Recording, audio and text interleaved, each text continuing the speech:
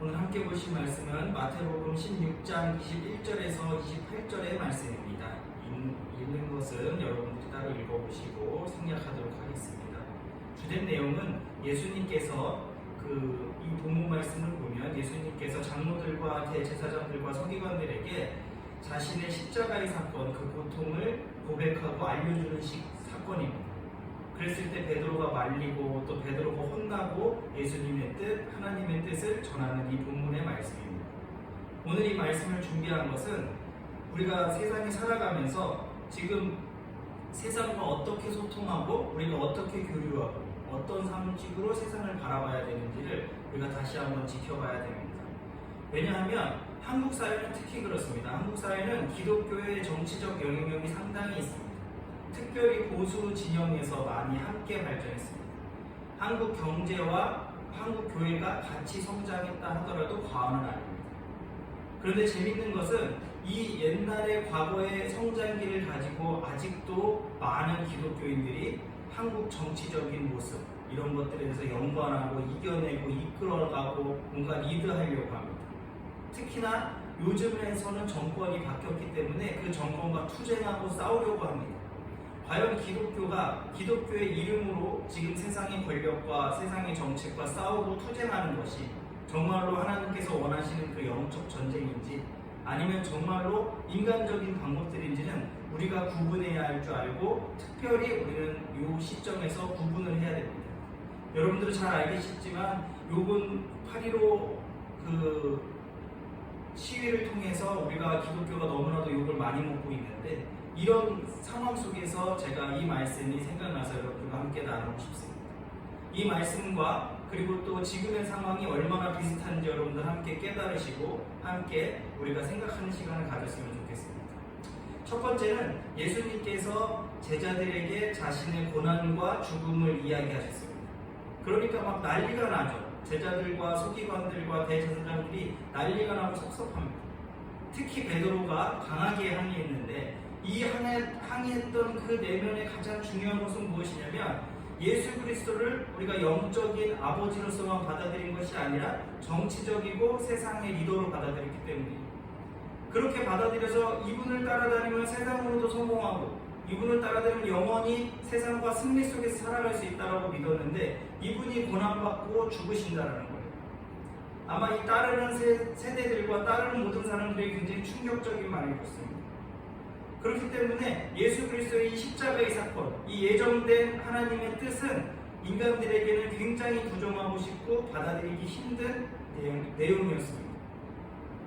이러한 모습들, 사실 보면 어떻게 보면 인간적으로 보면 당연한 거예요. 내가 따르는 스승, 나의 부모같이 생각하던 사람, 나의 친구, 누가 감옥에 간다, 죽는다, 고난을 받는다고 하면 찬성할 사람은 아무도 없습니다.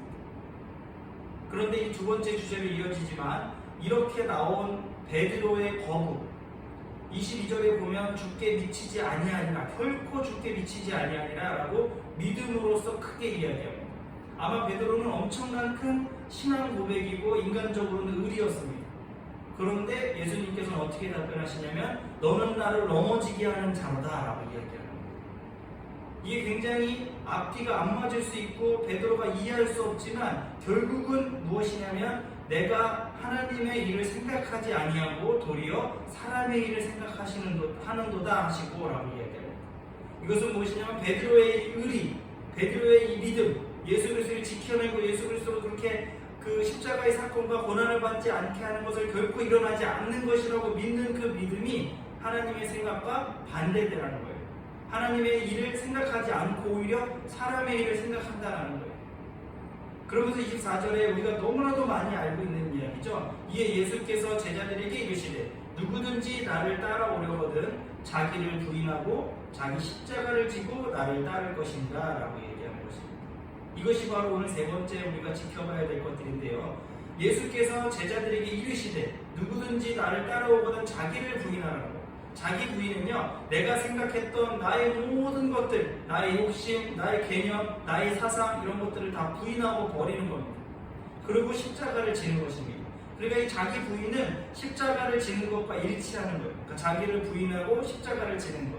그것이 무엇입니까? 예수 그리스도도 분명히 피할 수 있으면 피하게 해달라고 했습니다. 십자가의 사건 앞에서.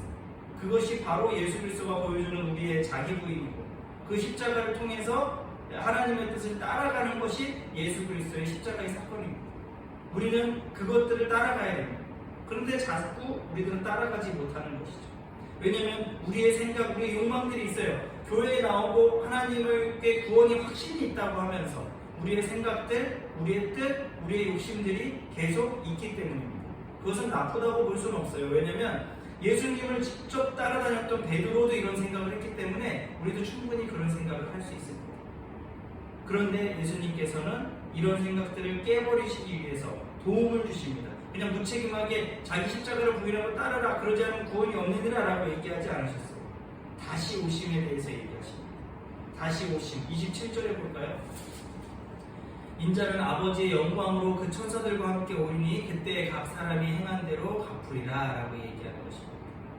자기 부정을 26절까지 자기 부정에 대한, 사람이 만일 온천하에 엎어도 제 목숨을 잃으면 무엇이 유익하리요? 라고 하는 것은 예수 그리스도를 상징하면서 27절에 보면 인자가 아버지의 영광으로 천사들과 함께 다시 오실 때 다시 심판받는다라는 거예요. 그러니까 이 말씀의 결론은 무엇입니까? 예수 그리스도가 지금 이 생애에서 우리에게 복을 주고 우리가 사는 이 생애에서 예수 그리스도를 믿음으로 인해서 승리하고 영광을 누리고 성공하는 것이 다가 아니라 무엇입니까?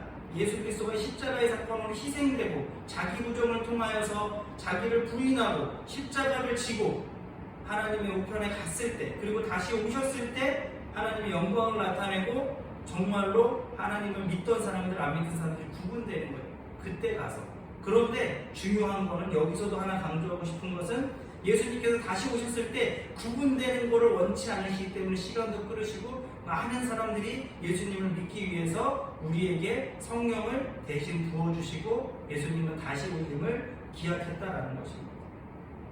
여기서 결론을 내자면 우리는 이 세상에 살아가는데 이 생애에서 예수님을 믿는 것이 성공을 추구하고 암이 낳고요, 병 걸림을 낳고요, 악의 구렁텅이에서 씻음되고요, 안 되던 사업이 잘 되고요, 기적이 일어나는 것이 꼭 1차원적인 그런 하나님을 믿는 행위가 아니라는 거예요. 그 행위는요, 아마도 그 행위를 통해서 우리의 믿음을 더욱 굳건하게 해주시기 위해서, 그리고 그 행위와 기적을 통해서 많은 사람들에게 예수 그리스도의 역사를 나타내기 위해서 정도입니다. 지금 이제 이 본문을 이렇게 봤을 때 우리의 삶을 바라볼까요? 그리고 그 8.15 광복절에 모인 기독교인들의, 소수의 기독교인들을 볼까요? 그들은요, 하나님의 이름으로 이 세상을 정복하려고 하는 거예요. 이기려고 하는 거예요. 리드하려고 하고 끌어내려고 하는 거예요.